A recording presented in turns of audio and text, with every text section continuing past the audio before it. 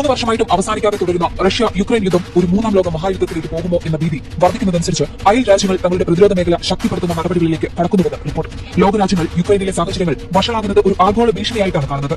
ഇതിന്റെ ഭാഗമായി UK തങ്ങളുടെ പൗരന്മാരെ നിർബന്ധിത സൈനിക സേവനത്തിലേക്ക് കൊണ്ടുവരുമെന്നാണ് റിപ്പോർട്ട്. എന്നാൽ റഷ്യയുടെ ആക്രമണത്തിന് തയ്യാറെടുക്കുന്നതിൽ UK ഒറ്റയ്ക്കല്ല.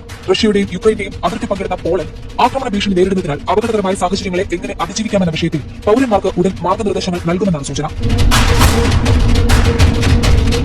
ബ്രിട്ടനിലെ സൈനികരുടെ എണ്ണം കുറയുന്നത് ദേശീയ സുരക്ഷാ വിദഗ്ധരിൽ ആശങ്ക ഉളവാക്കിയിട്ടുണ്ട്. ഒരുപക്ഷെ വ്ളാഡിമിർ പുടിൻ നേരിട്ട് ആക്രമണം നടത്തിയാൽ രാജ്യത്തിന് ശക്തമായ പ്രതിരോധം തീർക്കാനാകില്ലെന്ന് ഒരു മുൻ കമാൻഡർ മുന്നറിയിപ്പ് നൽകിയതായാണ് റിപ്പോർട്ടുകൾ പറയുന്നത്.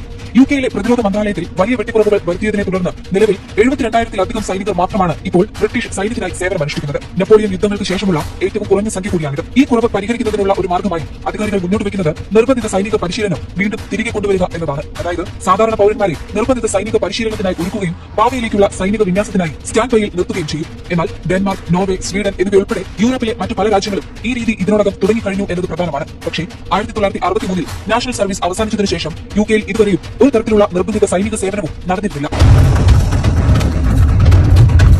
രണ്ടാം ലോക മഹായുദ്ധത്തിന് തൊട്ടുമുൻപ് ബ്രിട്ടൻ നിർബന്ധിത സൈനിക സേവനം ആരംഭിച്ച കാലത്ത് 20-നും 22-നും ഇടയിൽ പ്രായമുള്ള അവിവാഹിതരായ പുരുഷന്മാർക്ക് 6 മാസത്തെ സൈനിക പരിശീലനം കൊടുത്തുകൊണ്ട് 2,40,000-ഓളം പേരെയാണ് സൈന്യത്തിലേക്ക് ചേർത്തിരുന്നത്. എന്നാൽ അഡോൾഫ് ഹിറ്റ്ലർ പോളണ്ട് ആക്രമിച്ചതിനെ തുടർന്ന് യുദ്ധം പ്രഖ്യാപിച്ചപ്പോൾ ഇതിനുള്ള പ്രായപരിധി 18-നും 41-നും ഇടയിൽ ആക്കിയിരുന്നു. അതേസമയം വൈദ്യശാസ്ത്രപരമായി വളരെ അയോഗ്യരായ പുരുഷന്മാർക്കോ യുദ്ധശ്രമത്തിന് അത്യന്താപേക്ഷിതമായ കൃഷി, വൈദ്യശാസ്ത്രം തുടങ്ങിയ സുപ്രധാന മേഖലകളിൽ ജോലി ചെയ്തിരുന്നവർക്കോ ഇളവുകൾ നൽകി വന്നിരുന്നു. എന്നാൽ 1941 അവസാനത്തോടെ 20-നും 30-നും ഇടയിൽ പ്രായമുള്ള സ്ത്രീകളും കുട്ടികളില്ലാത്ത എല്ലാ വിധവകളും യുദ്ധസേവനത്തിലേക്ക് ചേരാൻ നിർബന്ധിതരായി. മാത്രമല്ല പുരുഷന്മാരുടെ പ്രായപരിധി 51 വയസ്സാക്കുകയും ചെയ്തിരുന്നു.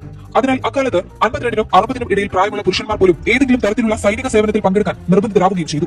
പക്ഷേ യുദ്ധാനന്തരം UKയിലെ 17-നും 21-നും ഇടയിൽ പ്രായമുള്ളവരും ആരോഗ്യമുള്ളവരുമായ എല്ലാ പുരുഷന്മാരും 18 മാസം സായുധ സേനയിൽ സേവനം അനുഷ്ഠിക്കണമെന്നും 4 വർഷത്തെ കരുതൽ കാലയളവ് വേണമെന്നും നാഷണൽ സർവീസ് പ്രഖ്യാപിച്ചിരുന്നു. എങ്കിലും നേരിട്ടുള്ള യുദ്ധങ്ങളിൽ പങ്കെടുക്കാൻ UK ഒരിക്കലും സ്ത്രീകളെ നിയോഗിച്ചിട്ടില്ല. എന്നാൽ മൂന്നാം ലോക മഹായുദ്ധം പൊട്ടിപ്പുറപ്പെട്ടാൽ ഇത് മാറണമെന്നാണ് പൊതുജനങ്ങൾ കരുതുന്നതായി സമീപകാല വോട്ടെടുപ്പ് സൂചിപ്പിക്കുന്നത്. ഈ നടപടി വീണ്ടും നടപ്പിലാക്കുകയാണെങ്കിൽ പുരുഷന്മാരെ പോലെ സ്ത്രീകളും നിർബന്ധിത സൈനിക സേവനത്തിന് പിന്തുണയ്ക്കുന്നുണ്ടെന്ന് YouGov പോളിലാണ് കണ്ടെത്തിയത്. ലോകം ഇപ്പോൾ യുദ്ധത്തിന് മുൻപുള്ള അവസ്ഥയിലാണെന്ന് ഭയാനകമായ മുന്നറിയിപ്പുകൾ ഉണ്ടായിരുന്നിട്ടും ബ്രിട്ടൻ ആക്രമിക്കപ്പെടാൻ പോകുകയാണെങ്കിൽ പോലും നിരവധി യുവാക്കൾ തങ്ങളുടെ രാജ്യത്തിന് വേണ്ടി പോരാടാൻ തയ്യാറാകില്ലെന്ന് കൂടി ഇതേ YouGov പോൾ കണ്ടെത്തിയിട്ടുണ്ട്. മൂന്നാം ലോക മഹായുദ്ധം പൊട്ടിപ്പുറപ്പെട്ടാൽ സായുധ സേനയിൽ സേവനമനുഷ്ഠിക്കാൻ വിസമ്മതിക്കുമെന്ന് 40 വയസ്സിന് താഴെയുള്ള ഏകദേശം 38% പേരും പറഞ്ഞിരുന്നു.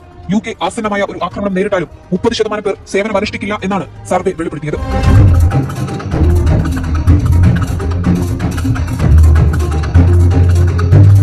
അതേസമയം UKയിൽ ഒരു തരത്തിലുമുള്ള നിർബന്ധിത സൈനിക നിയമനത്തിനും പദ്ധതികളില്ലെന്ന് പ്രധാനമന്ത്രി കെയർ സ്റ്റാർമർ വ്യാഴാഴ്ച ന്യൂസ് ഏജൻസ് പോഡ്കാസ്റ്റിനോട് പറഞ്ഞിരുന്നു.